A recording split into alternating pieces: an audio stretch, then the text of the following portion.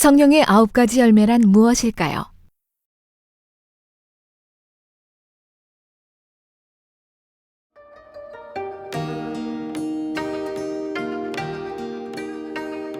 오직 성령의 열매는 사랑과 희락과 화평과 오래 참음과 자비와 양선과 충성과 온유와 절제니 이 같은 것을 금지할 법이 없느니라.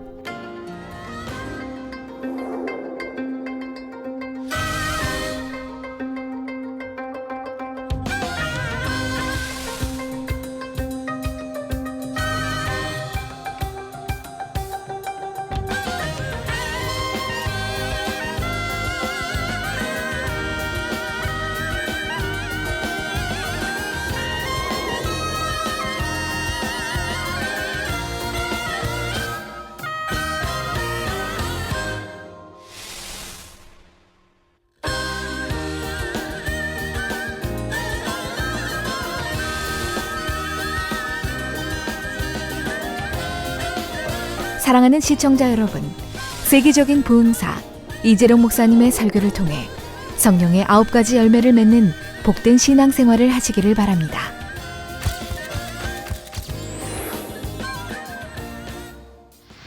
하나님의 말씀은 갈라디아서 5장 22절로 23절 말씀입니다. 오직 성령의 열매는 사랑과 희락과 화평과 오래 참음과 자비와 양선과 충성과 온유와 절제니 같은 것을 금지할 법이 없느니라. 아멘. 사랑하는 성도 여러분, GCN 시청자 여러분, 만민TV 시청자 여러분, 마태복음 25장에 보면 달란트 비유가 나옵니다. 주인이 종들에게 각각 재능대로 1달란트, 2달란트, 5달란트를 맡깁니다. 5달란트 받은 종은 주인을 위해 장사하여 5달란트를 남겼습니다. 2달란트 받은 종도 2달란트를 남겼죠. 다 곱으로 남겼습니다. 그러나 1달란트 받은 종은 그것을 그대로 땅에 묻어둠으로 전혀 이윤을 남기지 못했습니다. 주인은 2달란트를 남긴 종과 5달란트 남긴 종을 칭찬하고 상을 줍니다. 잘하였도다 착하고 충성된 종아, 내가 작은 일에 충성하였음에 내가 많은 것으로 내게 맡기리니 내 주인의 즐거움에 참여할지어다 했지요. 그러나 달란트를 땅에 묻어 놓았던 종에게는 악하고 게으른 종이라 책망하며 바깥 어두운 데로 내어 쫓으라 했습니다. 그리고 그에게 주었던 1달란트는 빼앗아 5달란트를 남긴 종에게 주었지요. 자, 여러분들은 귀하이머니가 1달란트 뺏어서 2달란트 가진 분명히 이제 남겼으니까 4달란트, 5달란트, 10달란트 누구에게 주고 싶습니까? 2달란트 가진 자 아니면 5달란트 누구에게 주고 싶어요? 여러분 아마 2달란트 가진 사람에게 주고 싶죠? 그런 분들 많을 것 같아요. 저도 초신자 때는 그렇게 생각했습니다. 왜 2달란트 가진 자에게 주지? 5달란트 많이 가진 자에게 또 주실까 했는데 제가 목회하면서 보니까 그럴 수밖에 없다는 걸 알게 됐습니다. 예. 달란트를 이렇게 또 누구 사명 감당을 주면 어차피 사명 많이 맡은 자에게 줄 수밖에 없더라고요. 왜? 많이 가지고 있어도 그는 감당할 수가 있기 때문에 주고, 여기는 좀 부실하고 믿기지가 않아요. 그래서 못 주게 돼요. 줘놓고 감당 못하면 오히려 안 되니까. 그래서 달란트를 많이 가지고 있더라도 그래도 믿음이 있어서 감당하겠다는 사람에게 주게 됩니다. 그래서 성경의 말씀이 이해가 됐었는데요. 하나님께서는 우리에게 재능대로 여러 가지 충성의 기회를 주십니다. 이런 기회를 결코 땅에 묻어 두어서는 안 됩니다. 반드시 힘을 다해 감당함으로 하나님의 나라에 유익을 드릴 수 있는 여러분이 되어야 하지요. 오늘은 성령의 9가지 열매 중 7째 열매인 충성에 대해 증거합니다. 말씀을 통해 다시 한번 여러분의 마음을 점검하고 하나님 앞에서 착하고 충성된 종이라 인정받는 귀한 일꾼들이 되시길 주님의 이름으로 축원합니다. 사랑하는 성도 여러분, 사전에 보면 충성은 진정에서 우러나는 정성, 혹은 특정한 사람이나 집단에 대해 자신을 바치고 지조를 굽히지 않음이라고 설명합니다. 세상에서도 충성된 사람은 신뢰할 만하고 칭찬할 만한 사람으로 높은 평가를 받습니다. 영적으로도 충성된 사람은 하나님 나라의 보배요 보석같이 사랑스러운 향이 납니다. 요동함이 없이 한결같은 마음의 향이 나고 소처럼 우직하고 묵묵한 순종의 향, 많은 말을 하지 않아도 신뢰가 가는 신실한 마음의 향이 나지요. 이런 마음의 향을 바라는 사람이라면 주님께서도 꼭 안아주시고 싶을 정도로 사랑스럽다 하실 것입니다. 그런데 하나님께서 인정하시는 충성은 세상 사람들이 생각하는 충성과는 차이가 납니다. 맡은 일을 열심히 한다 해서 그 행위만으로 영적인 충성이 될 수는 없지요. 또 어떤 특정한 분야에만 생명을 다하기까지 열정을 쏟는다 해서 온전한 충성이라 하지도 않습니다. 그러면 하나님 앞에서 인정받는 참된 충성은 어떤 것일까요? 첫째로 자신에게 맡겨진 일 이상을 해내는 것입니다. 일꾼이 급여를 받으면서 일할 때 자신의 책임을 잘 감당했다 해서 그것만으로 충성했다고 하지는 않습니다. 책임을 완수했다고 할 수는 있지만 삭을 받은 만큼 한 것이므로 충성이라고까지 말할 수는 없지요. 자기가 받은 삭에 거기에 대한 대가를 하는 것이죠. 그러나 삭을 받고 일하는 사람이라 해도 그 사명을 넘치게 감당하는 경우가 있습니다. 받은 만큼은 해야지 하는 계산적인 마음이나 억지로 감당하는 것이 아닙니다. 중심에서 우러나는 마음으로 자기 시간과 물질과 노력을 아끼지 않고 마음과 뜻과 정성을 다해 감당하는 것이지요. 예를 들어 내이족 중에도 자기 업무를 더 넘치게 감당하는 분들이 있습니다. 퇴근 시간 후나 휴일에도 일할 때가 많고 일하지 않을 때도 늘 그 사명을 마음에 품고 있지요. 시키는 업무만 하는 것이 아니라 어찌하면 맡은 분야를 더 잘 감당하여 교회와 성도들을 더 유익하게 할까 늘 고민합니다. 그러면서도 또 시간과 노력을 나누어 구역장이나 기관장 등 영혼 관리의 사명을 맡아서 영혼들을 돌아보기도 하고요. 이렇게 넘치도록 감당하는 것이 충성이지요. 또 책임을 지는 분야에 있어서도 마음에 충성의 열매가 맺힌 사람들은 자신에게 주어진 것 이상으로 책임을 다합니다. 예를 들어 모세의 경우 범죄한 이스라엘 백성들을 살리기 위해 자기 생명을 걸고 기도하는 것을 볼 수가 있지요. 원래 모세의 사명은 백성들을 출애굽시키고 하나님께서 명하시는 대로 이끌어 가는 것입니다.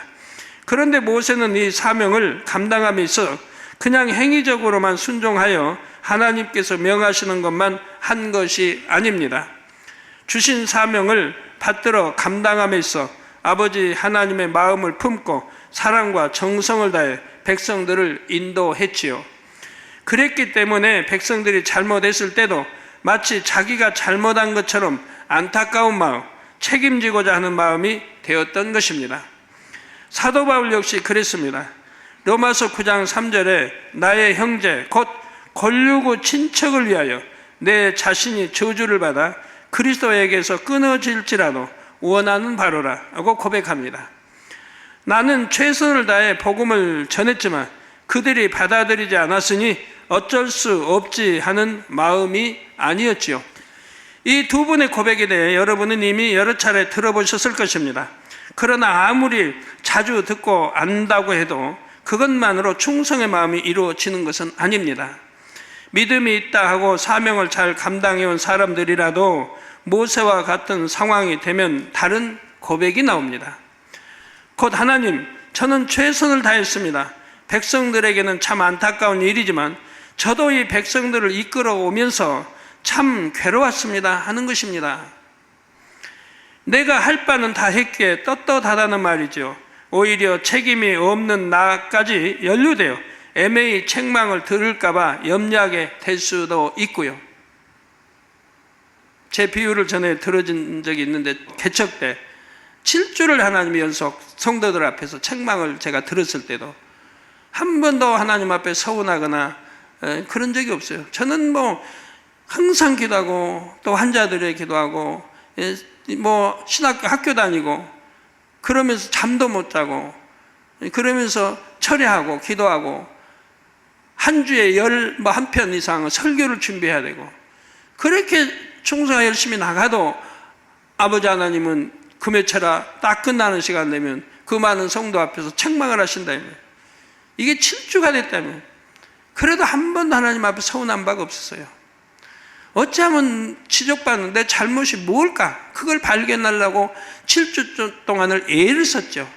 무엇을 두고 지금 지적하실까? 빨리 이걸 발견해서 회개해야 되는데 라고 7주 동안 했는데 7주가 끝나고 나니까 아버지 하나님 그런 말씀하죠. 내가 너를 시험했노라.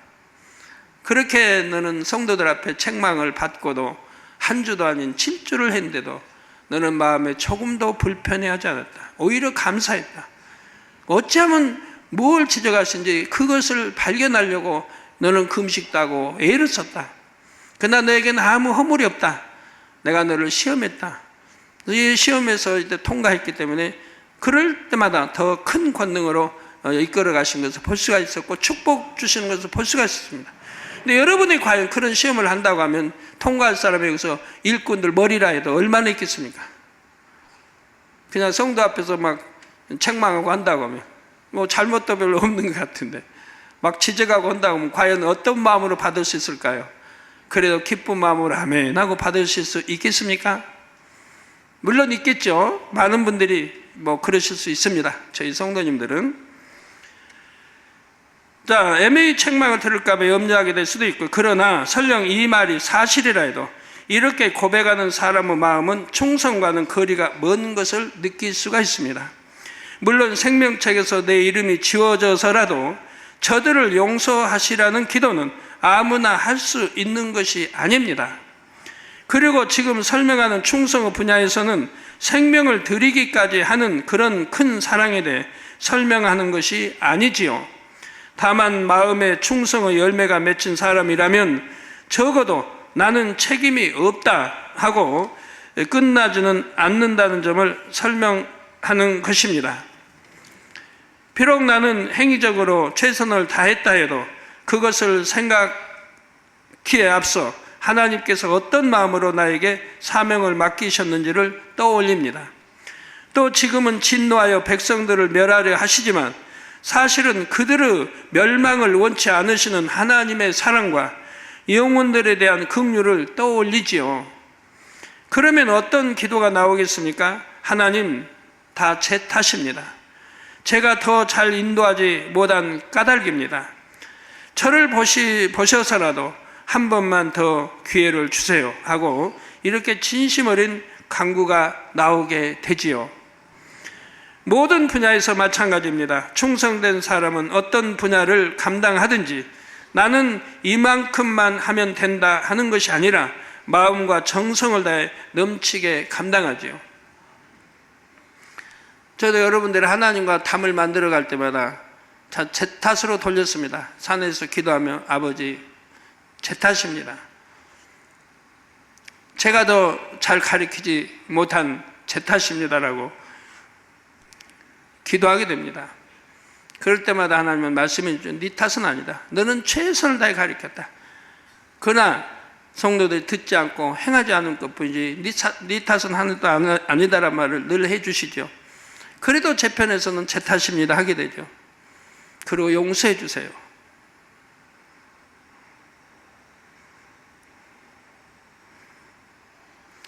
고린도후서 12장 15절에 보면 내가 너희 영혼을 위하여 크게 기뻐함으로 재물을 허비하고 또 내 자신까지 허비하리니 너희를 더욱 사랑할수록 나는 덜 사랑을 받겠느냐 하는 사도 바울의 고백이 나옵니다. 곧 그는 영혼들을 돌아봄에 있어서 억지로 하거나 대충 한 것이 아닙니다. 그 사명 감당하기를 크게 기뻐함으로 자기 재물을 허비하며 자기 자신까지 허비한다 했지요. 영혼들을 위해 아낌없이 다 드리고 또 드리며 헌신했던 것입니다. 이 고백처럼 모든 사명을 감당함에 있어서 기쁨으로 사랑으로 넘치게 감당할 때 그것이 참된 충성의 마음입니다. 둘째, 하나님께서 인정하시는 충성은 진리 안에서 충성하는 것입니다. 예를 들어 어떤 사람이 범죄 조직에 들어가 그 두목에게 목숨을 바쳐 헌신했다고 합시다. 그 사람을 하나님께서 충성되다 하실까요? 아니지요. 선과 진리 속에서 충성할 때라야 하나님 앞에서 충성이라 인정받을 수가 있습니다. 선도 아닌데 진리도 아닌데 충성했다 해서 그것을 충성이라 하지는 않는 것이죠. 이렇게 진리 안에서 충성하기 위해서 가장 중요한 것은 마음의 할례입니다. 계시록 2장 10절에 보면 내가 죽도록 충성하라. 그리하면 내가 생명의 면류관을 내게 주리라 하셨지요. 여기서 죽도록 충성한다는 것은 단순히 육의 목숨을 다하기까지 열심히 일하고 충성한다는 뜻이 아닙니다. 성경 66권에 담긴 하나님의 말씀을 생명 다해 이루 드린다는 뜻이죠. 가장 먼저는 죄를 피 흘리기까지 싸워 버리며 하나님의 계명들을 지켜나가는 충성이 있어야 합니다. 그래서 히브리서에 있는 대로 죄를 피 흘리기까지 싸워라, 싸워 버려라 하고 말씀하고 있죠. 이것이 충성이라 이 말이에요. 이렇게 내가 하나님이 가장 싫어하시는 악을, 죄들을, 계명 어기지 않는 비진리들을, 계명을 어기는 비진리들을 버려나가는 것, 그것이 충성의 첫째라 이 말입니다. 이 충성의 첫째가 없이 육으로만 열심히 뛰고 그냥 일한다고 해서 그걸 충성이라 하진 않습니다. 내가 첫째인 악을 모양이라도 버리고 또 비진리 버리고 계명 지켜 우리 주님 닮아가는 것, 이게 가장 큰 충성이라 이 말입니다. 이런 다음에 여러분의 행함으로 나타나는 그런 충성들이 인정이 되는 것이죠. 나는 날마다 죽노라 고백했던 사도 바울처럼 자신의 육을 철저히 죽이고 성결되어 가는 것이 바로 영적인 충성이지요. 아버지 하나님께서 우리에게 가장 원하시는 것이 성결이라는 사실을 깨달아서 힘을 다해 마음의 할례를 해 나가는 것입니다. 물론 온전히 성결되기까지 다른 사명은 감당하지 말라는 뜻이 아닙니다. 무슨 직분을 맡아 감당한다 해도 항상 성결을 함께 이뤄가야 한다는 말이지요. 마음의 할례를 끊임없이 해나가는 사람은 사명을 감당하는 충성에도 변함이 없습니다. 헌신적으로 어떤 어려움이 오거나 마음의 연단이 있다 해도 그것 때문에 소중한 사명을 놓지는 않지요. 반면에 마음의 할례를 소홀히 하게 되면 어떤 미혹이나 어려움을 만날 때 자기 마음을 지키지를 못합니다. 하나님과의 신뢰 관계도 저버리고 사명을 놓아버리게 되는 것입니다. 어떤 사람은 겨우 한 해 동안만 보아도 사명을 열심히 감당했다가 안 했다가 이런 기복이 있습니다. 한동안은 충만해서 열심히 사명 감당하는가 하면 몇 달 동안은 얼굴이 잘 보이지를 않습니다. 그러다가 은혜가 회복되면 다시 열심히 하고 이러기를 계속 반복하죠. 이렇게 기복이 있는 일꾼은 비록 열심히 사명을 감당한다 해도 충성스럽다는 말을 듣지를 못합니다. 하나님께서 인정하시는 충성을 하려면 반드시 마음의 죄악을 벗어버리는 영적인 충성이 함께 병행되어야 하지요. 이렇게 죄를 버린다고 해서 그 자체가 상급이 되는 것은 아닙니다. 죄를 버리는 건 상급이 되는 게 아니에요. 당연히 버려야 할 거 버린 것뿐이지. 마음의 할례는 구원받은 하나님의 자녀라면 마땅히 해야 할 본분일 뿐이지요. 그러나 죄악을 버리고 성결된 마음으로 사명 감당할 때는 육의 마음으로 할 때와 비교할 수 없는 큰 열매를 맺게 됩니다. 그만큼 더 큰 상급으로 쌓이죠. 성경에 있는 대로 온 영과 혼과 몸이 우리 주 예수 강림하실 때 흠없게 보존되라 하지 않았어요. 흠없게 보존되기를 원한다. 즉 이미 그렇게 영으로 온 영으로 들어가서 나머지 동안에 열심히 충성해서 상급사라는 거예요. 주님 오실 때까지 성결되고 영으로 온 영으로 들어가면 된다가 아니에요. 이미 미리 대놔라 이 말입니다. 미리 온 영으로 들어가라 이 말. 그리고 나머지 충성하라는 거예요. 왜? 영으로 들어갔을 때의 충성과 육에 있을 때 충성은 다릅니다. 영으로 들어가서의 충성은 하나님이 그대로 받으시는 거예요. 왜? 마음 중심으로 하나님을 사랑하고 믿음으로 행하기 때문에. 온영으로 들어가서 충성하면 그건 더 크게 상급이 되는 것이고요. 나 육에 있을 때 상급은 상급이 크질 못합니다. 크지 못하는데 더군다나 상급 쌓다가 다 까먹어버린 사람이 많아요. 우리 치료받지 못한 분들이 그런 분들이 많아요. 하나님 이제 저번에 설명해 주실 때 그걸 강조해요. 치료받지 못한 분들.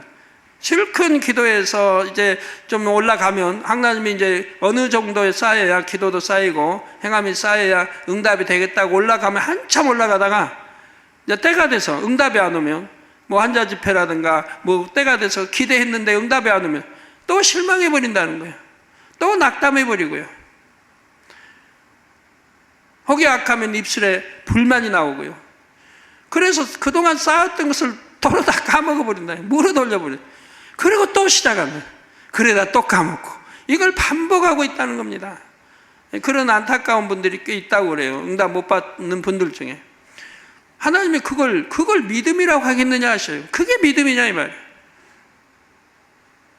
개처럼 먹고 토하고 돼지처럼 씻겨주니 또 더러운가 뒹굴고 이렇게 하는 그런 신앙생활을 믿음이라고 하겠느냐. 그러니까 하나님 보실 때 전에 7명이 측정할 때 측정이 안 된다 이 말이에요. 합격을 못한다. 그러니까 응답을 줄 수가 없다고 아버지 하나님 더 애타게 말씀을 해요. 자, 그래서 우리가 더 영으로 들어가 충성할 때 그 더 큰 상급으로 쌓이고요. 쉬운 예를 들어 주일날 하루 종일 땀 흘려 봉사를 했는데 그러면서 여러 사람과 걸려 다투었다고 합시다. 이 사람 저 사람과 화평을 깨트리고 불평하며 원망하는 마음으로 봉사했다면 그 상급이 얼마나 많이 깎이겠습니까? 오히려 쌓는 것보다 더 깎여질 수가 있는 거예요. 하나님은 화평 깨는 것을 전혀 원치 않으시잖아요. 어떤 경우에도 화평 깨는 걸 원치 않으신다 이 말이에요. 더군다나 머리일수록 화평 깨지 않아야 합니다. 그러나 화평한 가운데 선과 사랑으로 봉사했다면 그 수고가 모두 하나님께서 받으시는 향이 되고 하나하나 상급으로 갚아지는 것이죠. 누가 보지 않아도 내가 충성할 수 있고 보지 않아도 기도하고 그러는 중심이 되어야 되는데 사소한 거 하나 가지고도 불편해하고 화평이 깨지고 원망하고 불평하고 이런다면 되겠습니까? 그건 너무 그릇이 적고 아직도 영으로 들어가긴 멀었다는 얘기죠. 그 자기 의와 틀로 신앙생활을 하고 있다는 것이고요. 셋째로 하나님께서 인정하시는 충성은 주인의 마음에 맞게 순종하는 충성입니다.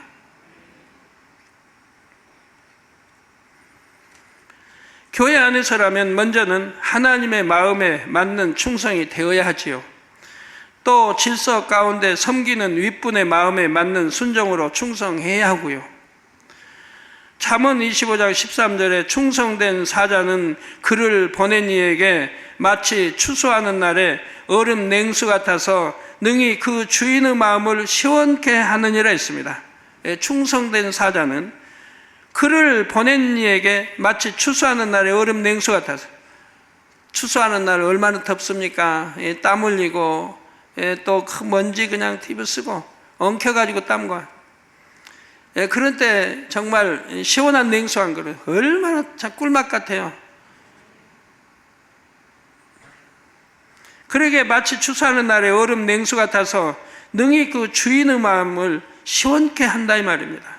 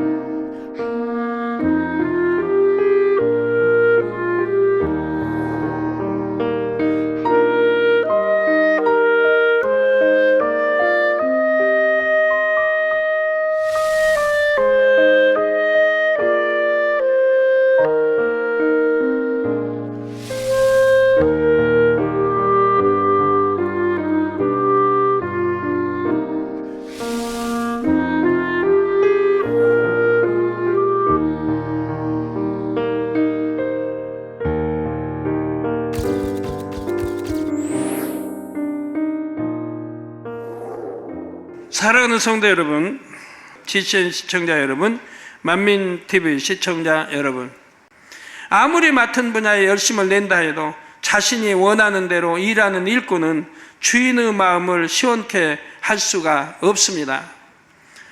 예를 들어 주인은 종에게 집안 청소를 시켰는데 종은 밭에 나가 하루 종일 일했다면 아무리 수고했다 해도 충성된 종이 아니지요. 주인의 뜻에 순종하지 않는 이유는 좀 무슨 말씀인지 알죠? 주인이 종에게 집안 청소를 시켰는데 종은 밭에 나가서 하루 종일 일했다 이 말이에요. 주인이 시키는 대로 하지 아니했다 이 말이에요. 아무리 수고했다 해도 충성된 종이 아니라 이 말입니다. 주인의 뜻을, 마음을 거슬렸기 때문에요. 주인의 뜻에 순종하지 않는 이유는 주로 자기 생각에 맞지 않기 때문이거나 자기 사심이 있기 때문입니다. 이런 사람은 당장은 주인을 섬기는 것 같아도 충성된 마음으로 하는 것이 아닙니다. 자, 자기 생각과 자기 욕심을 쫓아 하는 것이며 언제든지 주인의 뜻을 저버릴 수가 있는 것입니다. 성경에 보면 다윗의 친척이요 군대 장관이었던 요압이라는 인물이 나옵니다. 요압은 다윗이 연단받던 시절 대적들에게 쫓겨 도망 다닐 때도 그 곁을 지키며 생사고락을 같이 한 사람입니다. 왕을 항상 지키고 생사고를 같이 했던 사람이니까 그만큼 인정을 받아야 하지 않겠습니까? 지혜도 있고 용맹하기도 하여 다윗이 원하는 일들을 잘 처리해 주곤 했지요. 암몬 사람들의 성을 쳐서 취할 때는 요압이 거의 다 정복에 놓은 후에 마지막 순간에 다윗이 와서 취하게 합니다. 그건 정복했어요. 자기가 들어가면 돼요. 성냥 밀고 들어가면 돼요. 그러면 다윗이 요압 장군이 성을 취했다라고 할 텐데 국민들이 이 공도 왕에게 돌리기 위해서 다 취한 다음에 다윗 왕을 오게 해서 왕이 취하게 하더라. 그러면 얼마나 선하고 좋은 마음 같아요. 그러지만 인정을 받지 못합니다. 그렇게 했어도 그 성을 정복한 공로를 자신이 취하지 않고 다윗이 취하도록 했던 것입니다. 이렇게까지 열심히 섬겨주는 신하였지만 다윗은 요압을 편히 여길 수가 없었습니다. 중심을 다한 섬김이 아니었기 때문입니다. 요압은 목적을 이루기 위해서는 다윗에게 무례한 행동도 서슴지 않았지요. 자기 유익에 맞지 않을 때는 결국 다윗의 뜻을 어기곤 했습니다. 예를 들어 다윗을 대적하던 장수 아브넬이 다윗을 찾아와 항복하겠다고 했습니다. 다윗은 아브넬을 환대하여 돌려보냈지요. 싸우지 않고 항복하고 그런 백성까지 얻을 수 있으니까 얼마나 좋아요. 그를 포용함으로 민심을 더 빨리 안정시킬 수 있었기 때문입니다. 그런데 나중에 와서 이 사실을 알게 된 요압은 아브넬을 뒤쫓아가서 죽여버렸습니다. 이게 다윗 왕을 몰래 뒤쫓아가서 죽여버렸어요. 예전의 전투에서 아브넬이 요압의 동생을 죽였기 때문이죠. 이게 동생 원수를 갚는다고 왕의 명령까지도 이게 순종치 않고 가서 죽였던 것이라 이 말이에요. 왕은 큰 뜻으로 그를 용납해서 그리고 백성들까지 포용해서 전쟁을 마무리 짓고 이렇게 하고자 했었는데 그 뜻을 거슬린 거죠. 자기 동생 원수를 갚자고. 중국의 삼국지 보면 그런 게 나오잖아요. 현덕 아주 덕이 많고 아주 선한 분으로 알려져 있습니다. 삼국지에 이제 현덕, 관우, 장비, 결의 형제를 맺은 분들. 그런데 여러분 진리로 비춰봐요. 과연 선한 것인가? 저는 진리를 모를 때는 현덕하면 굉장히 선한 분, 삼국지에서 가장 선한 분, 덕망 있고 이런 분으로 알았어요. 진리를 알고 나니까 선하긴 뭐가 선해요? 진짜 선한 사람은 이제 누굽니까? 제갈공명, 또 조자룡 이런 분들이 진짜 선했죠. 생명 다해 끝까지 순종하고 생명 다 바치고 왕의 명령이란 부분한 순종해서 불이익이 온다 해도 순종에 섬기고 나갔던 걸 봅니다. 그러나 현덕은 그렇지 않았다 이 말이에요. 자기 동생을 원수를 갚기 위해서 그렇게 제갈공이 말려도 듣지 않고 수십만의 군대를 동원해서 작전을 잘못 펴가지고 한 80만의 대군을 불러다 살려 죽인, 이게 자기 동생의 원수를 갚게 그런 행동을 했어요. 그게 무슨 덕이 있고 선한 것입니까? 그 당시 전쟁 나가서 안 된데도 동생 원수 갚는다고 수많은 백성들을 피해를 입히고 농사 짓고 또 비축해서 전쟁도 준비해서 해야 되는데 그냥 뭐 동생 원수 갚는다고 그렇게 수십만 군대를 동원해 가지고 나 참 급하게 그렇게 하다가 다 죽임을 당해버리고 말았다 이 말이에요. 본인만 간신히 몇몇 장수와 함께 살아남아 돌아왔고요. 그런 걸 여러 번을 보게 돼요. 요압도 바로 이렇게 동생의 원수를 갚는다고 했습니다. 자신이 아브넬을 죽이면 다윗의 입장이 곤란해지는 것을 알면서도 요압은 자기 감정대로 일을 처리했던 것입니다. 여러분들도 명심하시기 바라요. 혹 여러분도 그런 사심으로 일하지 않는가? 정말 하나님 나라 교회를 위해서 내가 손해를 볼지라도 인정을 받지 못한다 할지라도 내가 순종하여 질서 따라 아름답게 충성하고 있는지를 점검해 보시기 바라요. 또 다윗의 아들 압살롬이 반역했을 때 다윗은 싸우러 나가는 군사들에게 압살롬을 너그럽게 대하라고 당부를 했습니다. 자기 아들이 반역을 해서 아주 비참한 국민 앞에 얼마나 참 수치스러운 일을 당합니까? 자기 애첩들이 다 그 아들이 국민들이 보는 앞에서 강간하고 그런 수치를 아비에게 주고 왕위를 빼앗고 찬탈하고 지금 그 아비는 다윗은 백성과 신하를 끌고 도망을 가고 있단 말이에요. 먹을 것도 없고 잠자리도 없이 아들에 쫓겨서. 그런데도 다윗은 압살롬을 너그럽게 대해달라고 신하들에게 당부를 한다면 죽이지 말아달라고.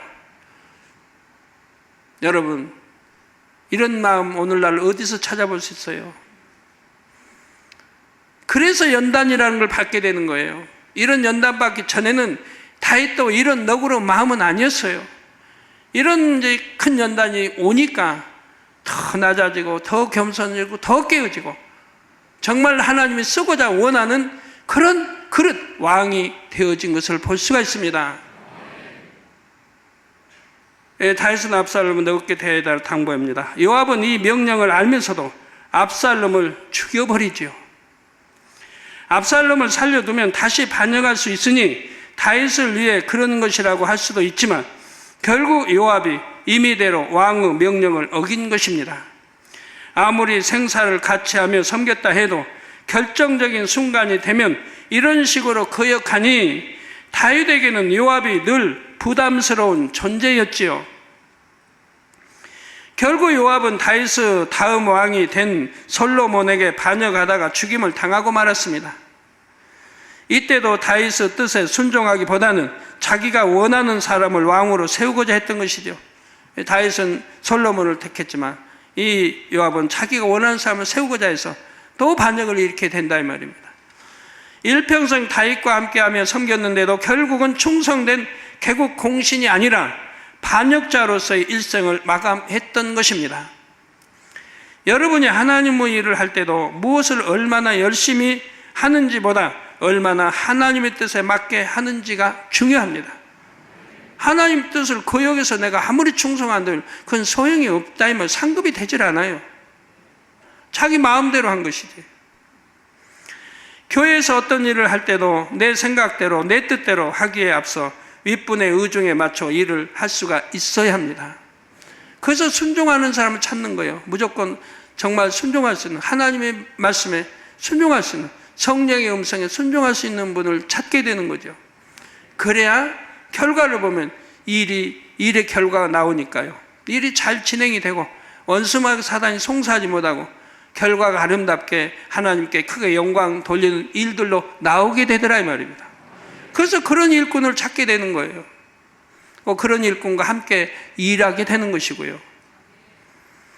넷째로 하나님께서 원하시는 충성은 온 집에 충성하는 것입니다. 온 집에 충성하는 것. 민수기 12장 7절 후반절을 보면 하나님께서 모세에 대해 언급하실 때 그는 나의 온 집에 충성됨이라 칭찬하셨지요. 온 집에 충성한다는 것은 자신이 관련된 모든 분야에서 두루 충성하는 것을 말합니다. 교회에서도 여러 가지 직분을 받았을 때 책임을 다해야 합니다. 특별한 사명이 없다 해도 교회의 성도로서 각종 모임에 속한 회원으로서 자리를 지키는 것도 충성해야 할 분야 중에 하나이지요. 교회만 아니라 가정이나 직장, 학교에서도 각자가 감당해야 할 일들이 있습니다. 이런 모든 분야에서도 그 구성원으로서의 본분을 다해야죠. 여러분 구역장이, 조장이, 지역장이 교회 신방과 목자들도 열심히 충성한다고 합시다. 그런데 가정은 돌보질 않아요. 그런 거는 온 집에 충성이라고 하지 않는다 이 말이에요. 하나님은 온 집에 충성하기를 바래요. 그래서 모세가 온 집에 충성했으므로 모세는 하나님의 얼굴을 대면하여 볼 수 있었습니다. 온유함이 가장 승했고, 근데 교회에서는 열심히 하고 신방도 열심히 하고 기도도 열심히 하면서 집에 가서는 남편 잘 섬기지도 않고 자녀들 뒷바라지 잘 해주지 않고 남편 퇴근해도 항상 식은 밥만 먹게 하고 남편 씨는 하나님이라로 가니까 상 다 차려놓을 텐가 오시면 그거 드세요? 그런 식이라 이 말이에요. 어찌하든 빨리 와서 남편 퇴근 전에 와서 따뜻한 밥 지어서 태제받으러 이렇게 해야 할 텐데 그러질 않는다 이 말이에요. 그걸 하나님이 기뻐하시겠습니까? 하나님 핑계로 남편에게 섬겨야 할 분야를 섬기지 않고 또 자녀들에게 잘 주안해서 양육을 잘 시켜야 하는데 그러지 않고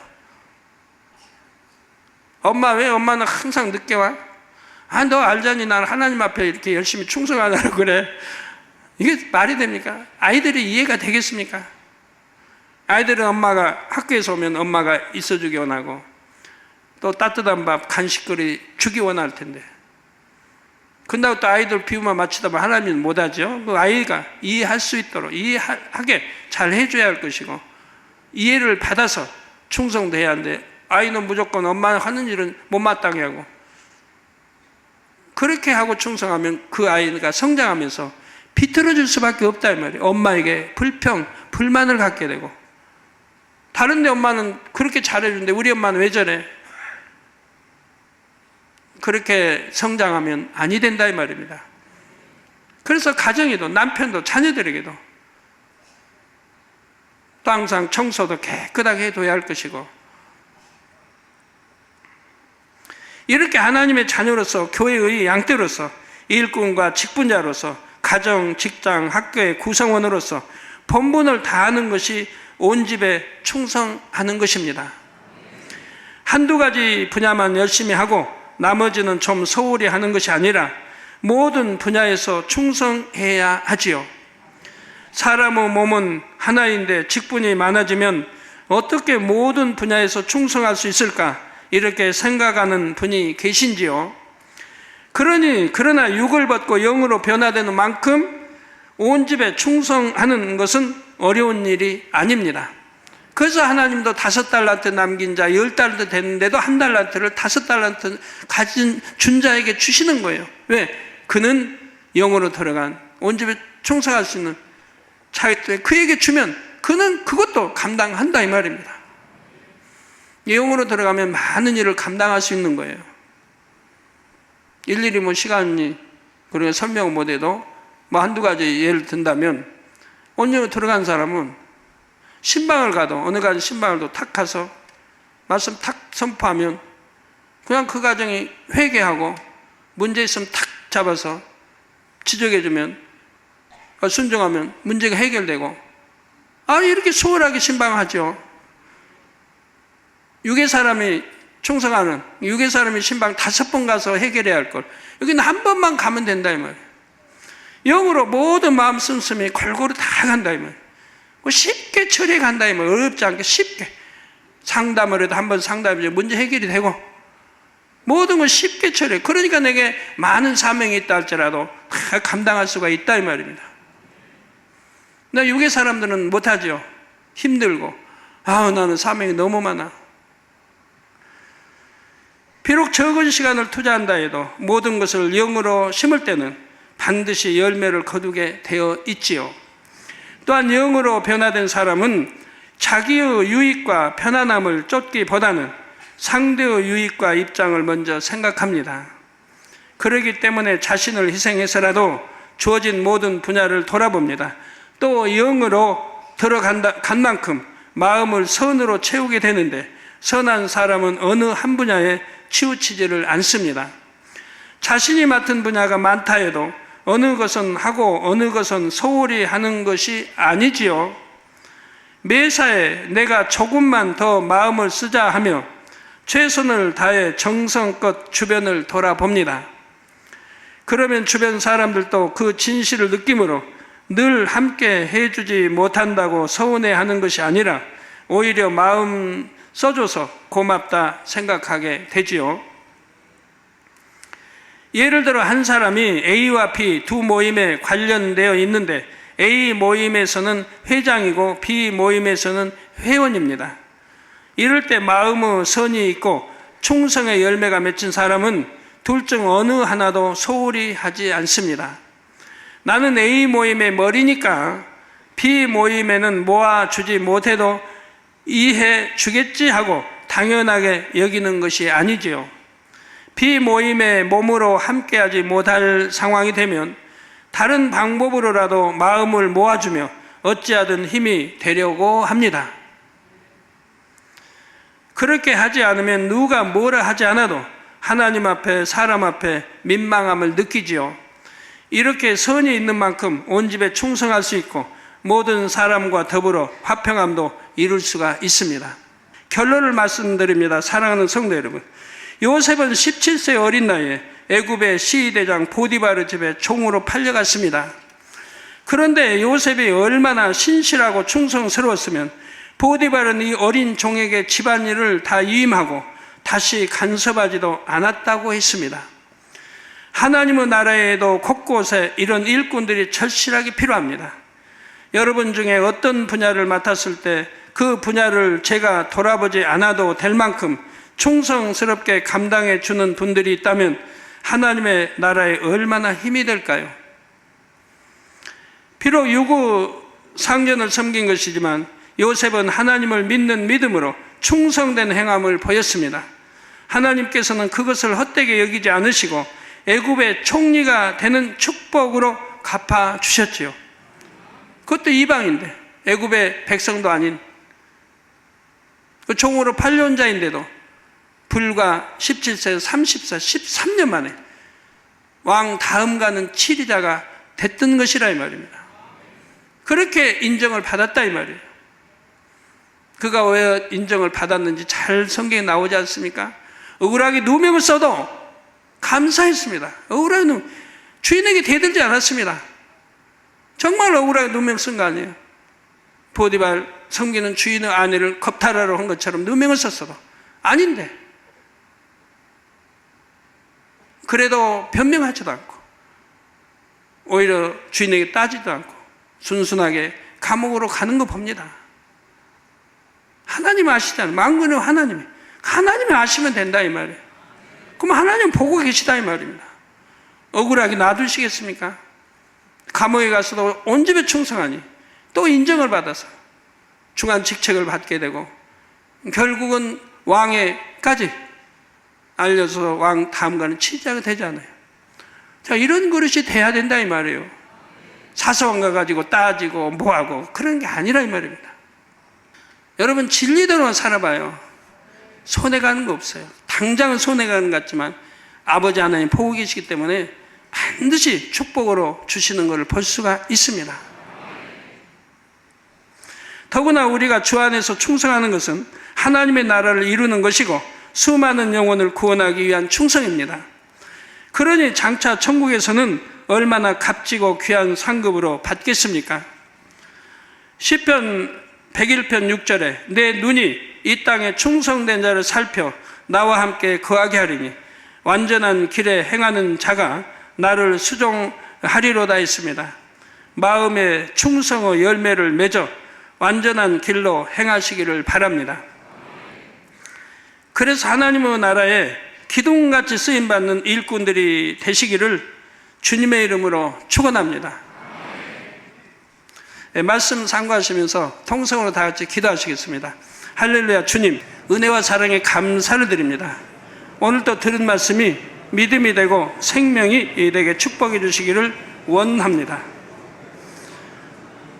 아버지 하나님, 오늘 7번째 성령의 열매 충성에 대해서 설명했습니다.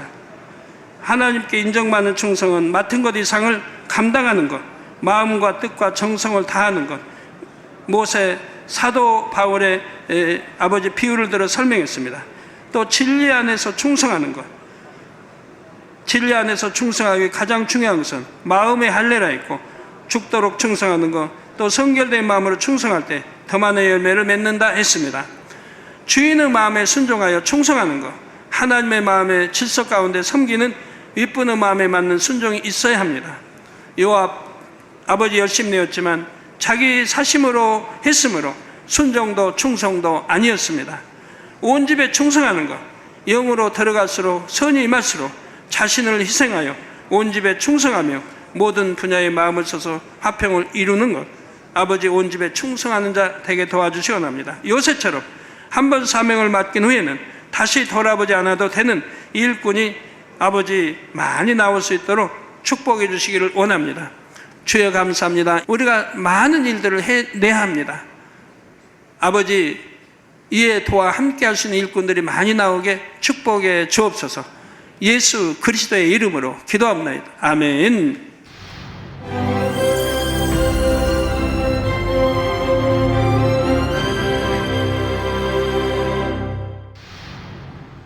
할렐루야. 전능하신 사랑의 아버지 하나님, 이 시간 기도받는 모든 성도님들 위해 안수하여 주옵소서.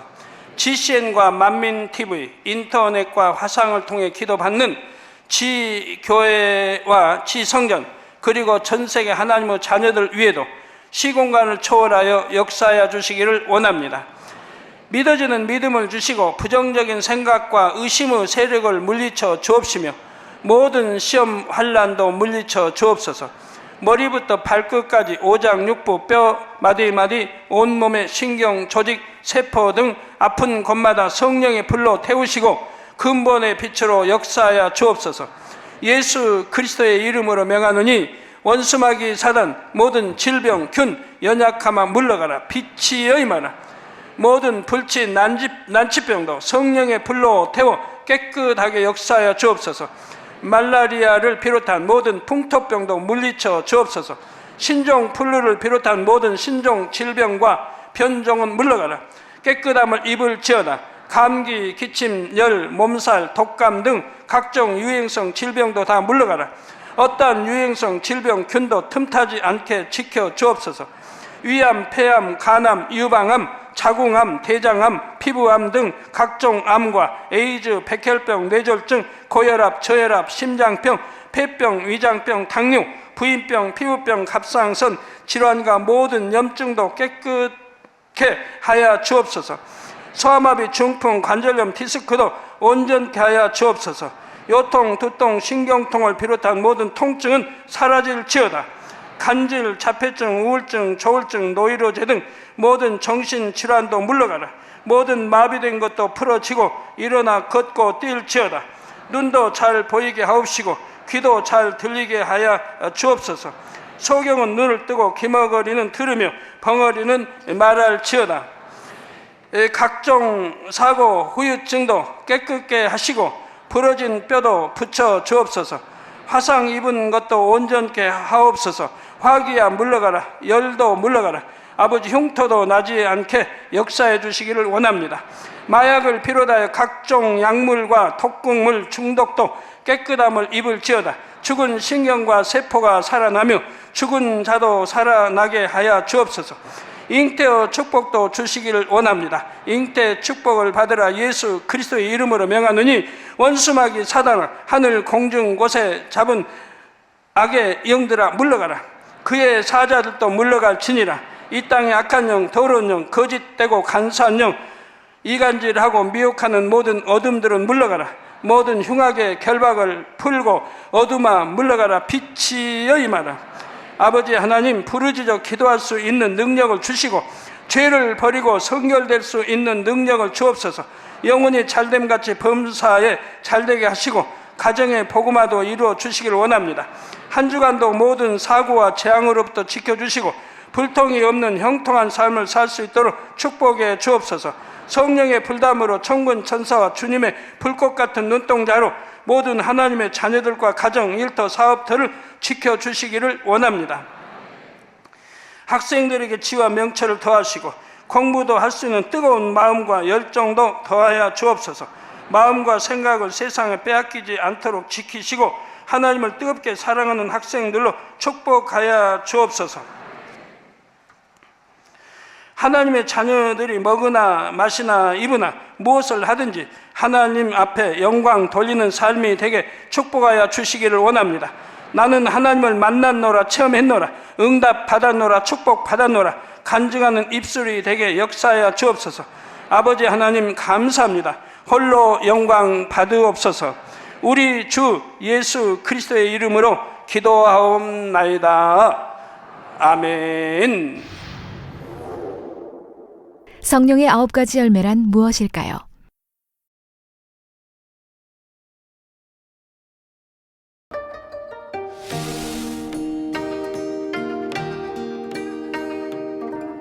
성령의 열매는 성령이 임하면서 심긴 생명의 씨가 자라서 맺히는 열매입니다.